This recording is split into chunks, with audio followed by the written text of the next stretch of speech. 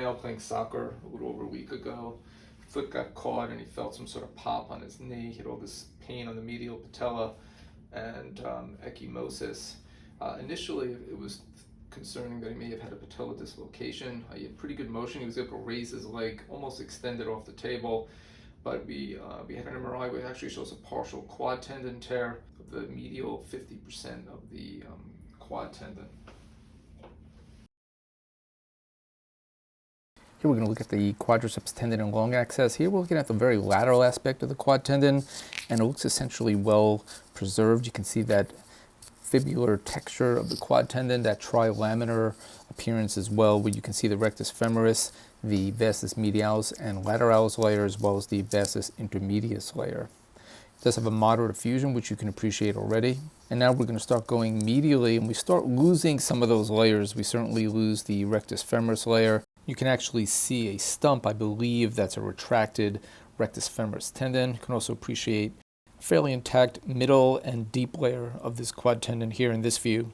And now we're going even further medial, and there really appears to be no continuous tendon at this point. So I think he does have a full thickness tear in the very medial aspect of this quadriceps tendon. Here we're going back a little bit further lateral. You can see the intact vastus intermedius layer of the quadriceps tendon. Also note the quadriceps fat pad and the underlying prefemoral fat pad. Also, I believe there's a hint of what remains of the middle layer of the quad tendon that appears to be torn here as well. And here going medially appears to have, again, a full thickness tear. Here's the vastus medialis muscle, and you can see that there's really no tendon coming from the muscle towards the patella, again consistent at least with the very medial aspect of the quad tendon of a full thickness tear. And here I'm trying to tease out the different layers of the torn stump of the quad tendon, which could be a bit challenging given the irregularity of the tissue. It also could be tricky to tease out the quadriceps fat pad from the overlying quad tendon. Here we're going to review again the sagittal MRIs. Here you can see the very lateral aspect of the quad tendon, which appears to be intact. Here we're going medially. You can see this distal stump and again what looks like a full thickness tear of this aspect of the quadriceps tendon. Now we're going to look at the quadriceps tendon in short axis view. Here we can see the vastus medialis muscle on the left side of the screen. You see this dark signal also just to the right of the vastus medialis muscle, which is this fluid gap in the torn aspect of the quad tendon. And towards the right of the screen, which is lateral, you could make out a trilaminar appearance of the remaining quad tendon that's fairly intact on the lateral aspect of the quadriceps tendon. Here with toggling the probe, again, you can make out the intact lateral portion of the quadriceps tendon. It does appear to maintain that trilaminar appearance, but there is some waviness even to the fibers of the intact portion of this quad tendon, it seems. And here again, you can appreciate the different layers of the quad tendon and the rectus femoris stump, as well as a glimpse of the capsule, which you can see as well here.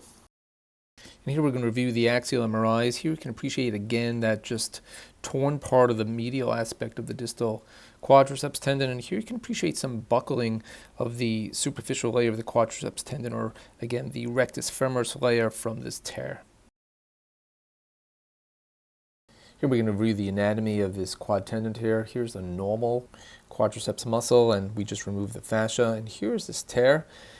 Essentially, the medial half of the tendon was torn just about full thickness for most of the tear, but the underlying vastus intermedius layer was intact throughout most of the tear, except for the very medial aspect of the quad tendon, where I believe it was completely torn as well, making this a full thickness tear of the very medial aspect of the quad tendon with a distal stump, and then a high-grade tear of the medial half of the distal quad tendon of the top two layers, essentially.